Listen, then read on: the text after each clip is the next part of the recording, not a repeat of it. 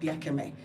Today we'll be looking at the rising spate of kidnapping for ransom in now have certainty of activities. The incessant kidnapping Naimeka Ejiofor. Barrister, Thank welcome. you very much and good morning. Good morning. Good morning. Thank you for joining us live in the studio. Thank We are also Thank you for joining us live in the studio. Thank We are also expecting, like I told you earlier, we're expecting a kidnapped victim.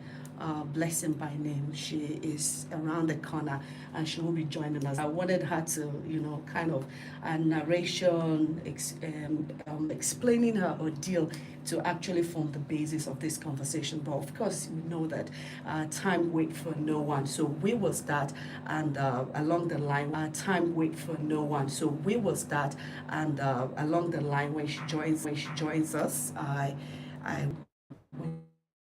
need this being in the country and we pray that God will receive his soul. But the latest trend started again. In Nigeria, or what I call the fashionable trend started in Nigeria during the time of the Niger Delta people fighting over what they called resource control. Then they were kidnapping oil workers in a bid to discourage foreign ventures into our oil and oil industry. That appears to have subsided. The kidnap of oil workers appears to have calmed down. Now it has metamorphosized into bandits and Boko Haram kidnapping people for ransom, and sometimes not even for ransom, to feed their diminishing force. They kidnap young people, turn them into killers, and then unleash them into society to go and continue what they're doing. So kidnapping had metamorphosized, it has been evolving. And now it's so common that even to send your kid to go and buy akara on the next street, you are scared what might happen. It has taken over everywhere. Why? Because our people appear to have been condoning it. We appear to have been giving them soft landing. We appear to have been encouraging them without knowing that we're encouraging them. And you see situations where you discuss with kidnappers, government officials and security agencies call them for meeting. Then they come, and then you discuss with them, and of course you give them money and beg them, please don't do it again. I think I heard or I read that El Rufai, when he was governor, had to travel many miles or kilometers into some village or bush with money to go and beg some Boko Haram or bandits, please don't come to Kaduna State again to kill us or kidnap our people. And at the end of the day, what happened? You reinforced their financial base. They now have extra money to buy more and better sophisticated weapons. And they now saw it is a lucrative business. And once it is lucrative business, and the consequence is that government official will invite you and make you feel important, you now come and have discussion with them. Then why would I stop it? So that is the thinking of the average Boko Haram or bandit man. And you hear a situation where if those who are in Nigeria will be calling to their brothers from Senegal, everywhere, please come to Nigeria. This is where the business is. Because they know Nigerians, we have money. I don't think kidnapping is rampant in Chad and in all those other states or nations where poverty is prime. But in Nigeria, lots of money. You kidnap somebody, 20, 30, 100 million is paid as ransom. So what, you are like, at the time, you might be richer than Dangote if you continue. So, and the consequences really is not too much. If you're able to scare the security agencies away, you enter a community, pack everybody there, and it's good money for you. So, with all this, I think it is easy if we want to really clear it by being serious. We stop this issue of the state negotiating with criminals. I mean, it doesn't encourage or it doesn't discourage criminality. Rather, it encourages it because you make them important, you make them feel okay, and then they can even come to the discussion meeting or to the meeting for negotiation with their rifles hanging over their shoulder, and you are just there looking at them, you know. So there are so many interviews I've watched over the internet where where those bandits with situations where people in government have been accused. There's one trending a few weeks ago. A former governor was accused that you are the reason why you are one of the sponsors of this bandits and Boko Haram thing, you know. So we can actually nip it if our security agencies takes it very, very serious and know that you are not helping the nation by discussing with these people. You need to flush them. You even in the internet, you see military guys or guys in the front line saying, "Look, we wanted to advance to clear them, but we got the directive that we should hold, that we shouldn't move, and we can't do anything until another order is given." By that time, you are giving them a break. They are recouping, they are remobilizing, they are reinforcing. Okay, so if you are pursuing them, pursue them and make sure that you pursue them to a point where they can no longer run. You remember one time, I think the Chadian president led an operation somewhere in Chad where they killed hundreds of them, and they were crying. Those Boko Haram and Band were crying, begging.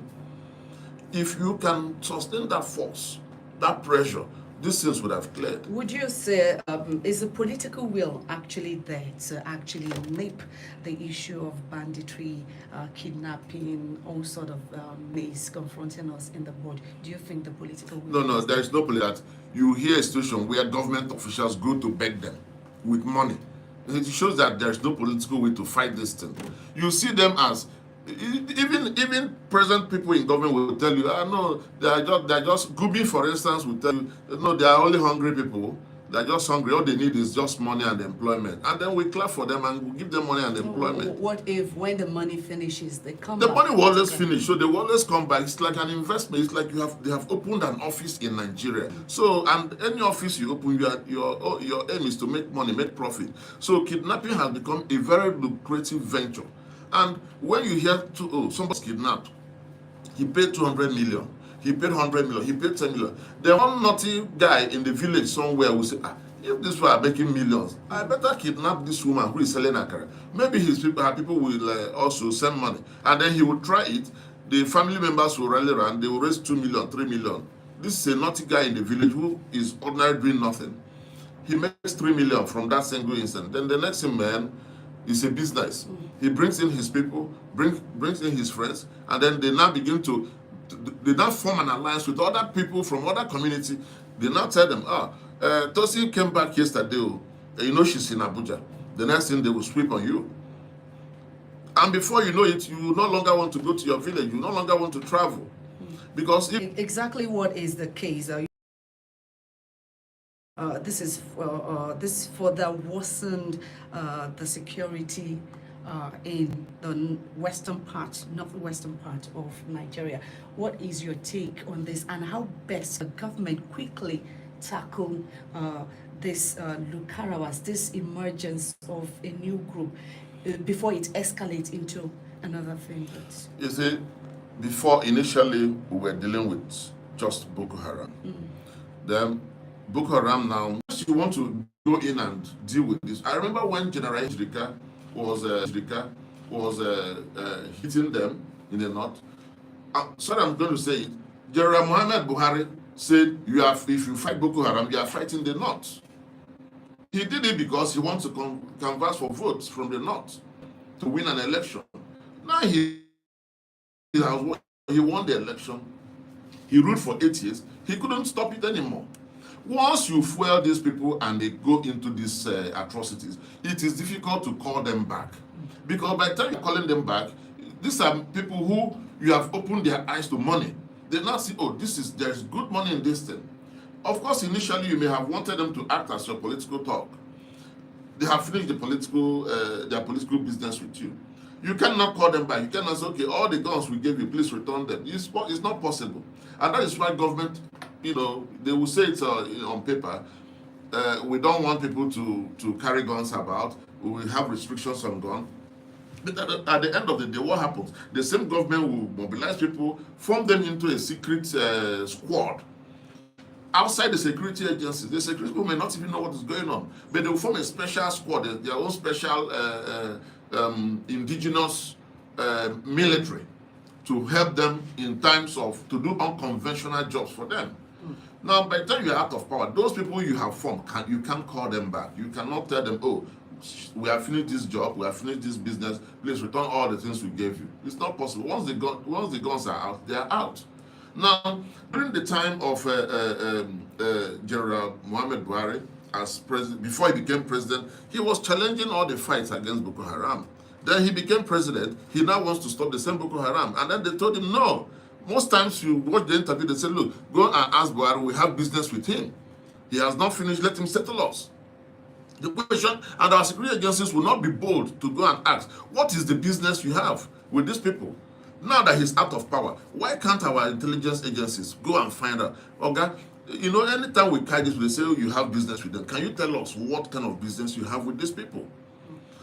All right, so what are the key laws and regulations governing kidnapping cases in Nigeria? Well, we have the Penal Code governing that provides against kidnapping. We have the Terrorism Prevention Act against kidnapping. We have then the Constitution too is against kidnapping. So we have laws. If it is law, we have laws. We have the laws to clean and make sure this nation is free from this kidnapping. But the issue again is implementation of these laws. Now, let me also tell you something. You hear stories also, and he suffocated and died. Now, also, and he suffocated and died. Now, this is the policeman you call maybe in the morning, you give them briefing, look, we are going to attack these people, we're going to do this, we're going to do that. We know their camp.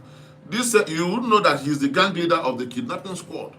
The next thing, he will make a phone call to his gang members and say, look, man, we are coming that way, so shift. So we have people in our security agencies who unfortunately have gotten themselves entangled with kidnapping, robbery, banditry, and sundry offenses. And it's most unfortunate. It's very unfortunate. Another one they do is, unfortunately, the Nigerian society have also made our military complicit in some of these things. You go and arrest somebody, for instance. When you arrest them, you do not tell their people, look, we are the ones holding your person. He's in our custody. You keep it a secret. The family members are going all around looking for their son or their daughter. They wouldn't know that this son or daughter you are looking for is locked up in one particular cell or barracks. And then sometimes their relations come, okay, we heard that our son is in your detention facility. You say, no, nobody like that here. Then the people go home, 2, 3, 4 years. No communication, no link with members of their family. I wish the army will remove themselves, because the army is supposed to be a very bad institution. I wish they can remove themselves from being politicized, by politicians. I have one incident here in Abuja, not even one, there are so many of them who are locked up in the army facility in Wawa military cantonment. Their relations don't know where they are. They've been looking for them. The DSS used the military facility there to lock people up, and the army condone it. Otherwise, you tell them, look, and take every civilian who has not contravened military law, take them and put in your own detention cell or take them to court. All right. So, what are the penalties for kidnapping, and how do they vary depending on circumstance? Are there penalties? Yes, there are penalties. In some states, the penalty is death. If you are arrested, if you are caught, you tried, you are convicted, the penalty is death. Then in some places it's life imprisonment, and then some places they give you some years, couple of years in prison. But the question is, it's not, you see, to nip a crime, it is not a penalty. What deters people is the certainty of being caught. If I steal this pen, I will be caught, then I would never try to steal it. But if I know that if I steal this pen, nobody will catch me, even though the penalty is death, I will steal, nobody will catch me. It's only when you catch me that you talk of penalty. So what should parent people is the certainty that, look, you must be caught, so better don't try it. But in Nigeria, nobody will catch anybody. Kidnapping is rampant in the southeast, despite all the checkpoints, more than all the hundreds of checkpoints everywhere. And yet people are being kidnapped daily. Because why? Go to the checkpoints. Nobody looks into your car. Nobody searches your boot. They just say, "Okay, Sean for you, sir. Anything for the boys." You give them 100 naira or 500 naira as the case may be, and they wave you and you pass. But if you look, open your boot, Oga. If you like, give me 1 meal, open this boot. I want to see what is in the boot. If you open, you see a human being tied up there. But because people are more interested in money, the security people who are in the checkpoints have turned it into toll collection center. If you go, they have pockets everywhere. It's like, look at their pockets, it's bulging with money. Then sometimes they have young men who sell pure water collecting this money on their behalf. So when you catch he will tell you, it's not me, but that boy who is selling pure water is your treasurer, keeping the money for you. So the checkpoints, if you have checkpoints, the checkpoints must be purposely for checking vehicles, not for collection of any money. If you do that, I'm sure many of those who are kidnapped and who are driven past your checkpoints, you'll find. All right. So, what community-based initiatives do you think can help prevent kidnapping across Community policing, vigilante services. In my state, in Anambra State, for instance, we have villages are forming their own community vigilante services. Now, those vigilante services are usually people who know, people from the community. So they know themselves. They know the person who has the tendency of stealing. They know the person who has the tendency of kidnapping. They know. There was a time in Onitsha, they did what they call Boys Oye. Boys Oye was an initiative of the people. They know, because at the time, crime, robbery was so much in Onitsha that people have no choice but to just do that Boys Oye. What they did was, all known criminals, they got them all together, rounded them up, and unfortunately executed them, set them ablaze. It reduced crime. Even though this process, I cannot support it, I cannot advocate for it, I would have preferred they gather them, arrest them, and try them properly. Because if they had arrested them and tried them properly, maybe in the course of investigation, you would have discovered 1 or 2 more facts that would have helped cleanse the society. But you just catch them and you execute them there and then, thereby denying the society of the privilege of having those facts or those new information that could lead to the total cleansing of the environment. Now, if you continue in that fashion, as well we continued in that fashion, it would have breeded for us, it would have breeded a situation where there will be limited crime, but we would have breeded monsters. Monsters in the form of those who are executing the law, who feel that they are the ones who are in charge now of maintaining peace and order. Because by the time you catch somebody and you set him on fire, catch another person and set him on fire, before you know it, you will lose your humanity. You lose all sense of humanity. You now think that setting somebody on fire is a normal thing. But what we advocate for is, let us have community policing where every community has its own security. Then let us also do this state policing. Let each state acquire individual. These days nobody wants to have his or her name sang about. So, because if they sing, then the aim will be, look, this man must go fire. That is one must go fire. That is one. Then you must put security measures within your environment where you want. Then you must put security measures within your environment where you can, where you live. Or your cars should have alarm system. Then if I'm allowed to say, I will suggest that the federal government make it permissible for people to bear arms, self-protective weapons. A little pistol for yourself will help you. Personally, I don't think we are ripe for that. When are we going to be ripe? We're a 62-year-old country or 64-year-old country. When are we going to be ripe? And you see, when people say we're not ripe for something, it's like, we're telling ourselves we are not okay yet. Even at